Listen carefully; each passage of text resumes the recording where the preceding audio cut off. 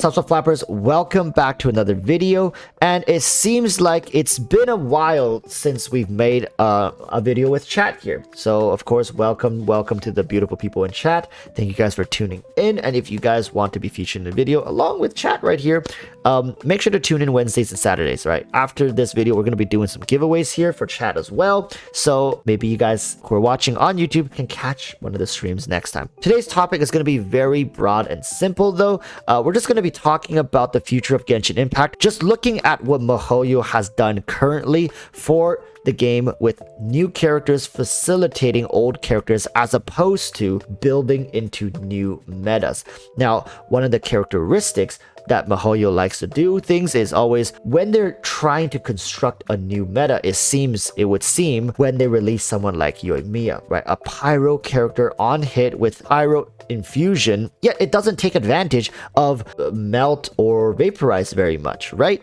While you could do it, it didn't really lean into it, and that was something I think a lot of people were really hoping for, because that was what we were used to. We were used to the vaporize, the melt, the big PP per hit damage, reaction damage, but MiHoYo didn't lean into that, right? And that was really weird.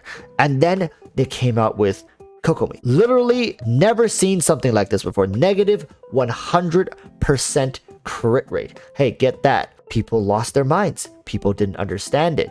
And I think now looking in retrospect, people are going to be like, oh, wow, you're just talking from retrospect. But we have to learn to trust MiHoYo a little more here. Should we not? I think for $1 billion company, they probably are hiring some people to do a good job in balancing the game going forward, making sure things are all fleshed out. They have their own vision, right? MiHoYo has said they want each character to be unique. They don't want characters to feel repetitive. And let me tell you, they don't want playstyles to feel repetitive either. Now, what's my point in all of this? My point is MiHoYo is now trying to mature the content that they've envisioned for back when they released Yoimiya and Kokomi. All right, if you guys notice, all these characters that have been released afterwards are all paving the way for what? One of the things I've mentioned many times are mono teams, right? Another thing is to flesh out more unique playstyles. Look at Kokomi, right? Can you still say Kokomi is a bad character? I think a lot of people, even the ones who held on to say Kokomi's bad, that's such bad design, have now let loose a little bit, saying, you know what? Yes, Kokomi does have her role in the game for certain content, but don't get this mixed up. The reason Kokomi has a role in the game is because MiHoYo designed the game around Kokomi, all right? And this was not a split-second decision. MiHoYo did not go like, wow, people hate Kokomi, let's design the game around Kokomi. No, since Kokomi's release and much prior to Kokomi's release, MiHoYo have plans to release Kokomi, then slowly build into her playstyle. And allow me to tell you guys, it's only going to get better for Kokomi. With this patch, you guys are still seeing, okay, energy sucking bishops, it hits through shields, so continuously making shield characters feel less and less impactful. At the same time, wow, they released a Pyro Abyss Herald. Guess who's gonna be able to pop, just break that shield like it's literally made out of paper. Our girl Kokomi. It just seems like Kokomi getting that big W everywhere she goes. Now, even moving forward, patch 2.5. I don't think MiHoYo is going to be slowing down on this Kokomi choo-choo train anytime soon, with Shenhe also finding a way to pair with Kokomi on the team. Listen, I think people are starting to get the ideas like, Walrus, you're simping for this character too hard. You're leaning too much into the pros of Kokomi, right? This should be a video talking about 2.5, 2.6, the future.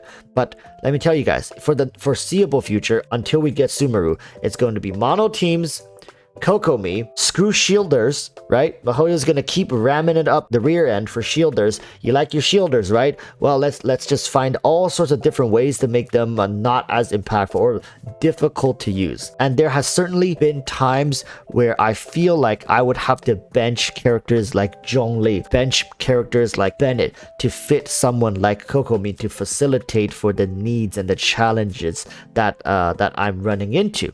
Now, because we have to talk about reruns, right? Zhongli, Ganyu, they're coming up next. And here's the thing. MiHoYo believes in Kokomi so much that if you guys have noticed, a lot of the teams that Kokomi is on, Zhongli doesn't fit into those teams. Zhongli doesn't fit into those teams. Do you think it's a coincidence that it just seems like every team I have Kokomi in, I struggle to put Zhongli in? I could put him in at a loss for either DPS or utility. It's always a toss-up between these two. And I'm starting to realize, right, MiHoYo is trying to make us choose. Right? Do you want Kokomi in a lot of your meta teams, right? For example, Ayaka teams with Kokomi nowadays, with Kazuha, or do you want Zhongli? Do you want that defense? Which one do you value more with the current scope of the game, where every other monsters and MiHoYo's gonna keep doing this. 2.5 is gonna come out with new characters, new monsters that literally doesn't give a crap if you got shield on you. That's what MiHoYo is doing to you. Now, if shielding is going down such a path where MiHoYo wants to make it so that healers have their role in the game. I've said this I would say almost a year ago. It was as a meme. It's still on my channel. It's called the Geo Gang, where I argued this, right? Why heal when you can shield? That was the question I asked in the video. Healing is just two-step shielding. There, I said it. Damn straight I said it, and I'll say it again. Healing is just two-step shielding. I was saying shielding is going to be the superior way of defensive play, because if you never take damage, then you would never need to heal. Am I wrong? Right? So by that logic, shielding meta was going to arrive, and this was like around Diona, when Diona first came out. That was like over a year ago, right? So that's what happened, right? Shielding meta became the thing until now. It's gonna get worse, right? And here's the thing. Shielding will never go away, because as long as there are mobs that can deal damage to you, that don't ignore shielding, there will always be a place for shielding. But MiHoYo introducing anti-shield monsters makes it so that now healers have a role in the game. If you're gonna take damage either way, probably should go with a healer. Now, this is the smart thing though. This is the golden nugget. If you guys made it this far into the video, this is the golden nugget. Zhongli C6. My god. This is some foresight that MiHoYo had, right? I think MiHoYo knew from the very beginning what they were doing. This is why it's so scary to think about this stuff, because no matter how far ahead I think I can see a lot of this stuff, MiHoYo is 10 steps ahead of me. Zhongli C6 allows you to heal, right? And from the beginning, people knew like, oh, that's a very comfortable thing to have on the team. But it was never something that people paid much attention to until now. The value in Zhongli C6 is you no longer need to bring a dedicated healer, because the problem right now with a lot of Zhongli teams is like, if you're bringing a shielder and a healer in a lot of the current meta, gameplay, it just feels so redundant, excessive. You don't need that. But holy smokes, Zhongli C6 was the solution. Like, once again, allow me to quote myself. MiHoYo will always sell you the solution to a problem that they have yet to create. And over a year ago, they released Zhongli with this constellation, and it didn't really become, I would say, something to be sought after until very recently.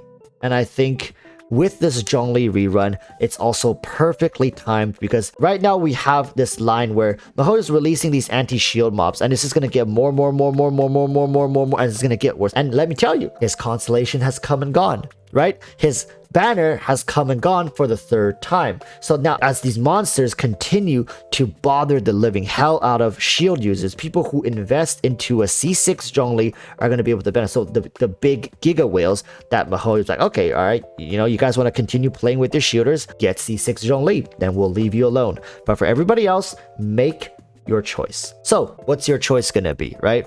Kokomi rerun probably is like gonna happen 2.7 or 2.8, something like that.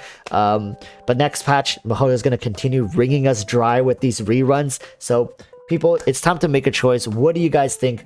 I'm gonna go away now, do some giveaways to chat, and thank you guys so much for sticking around. And yeah, exciting stuff ahead, right? And guess who's gonna get targeted after shielders? Raiden Shogun. It's not too far away, people, not too far. Mark my words. Mark my words. All right. So until then, make sure to stay safe. Peace, peace. Bye, bye. Say bye, chat. Bye, chat.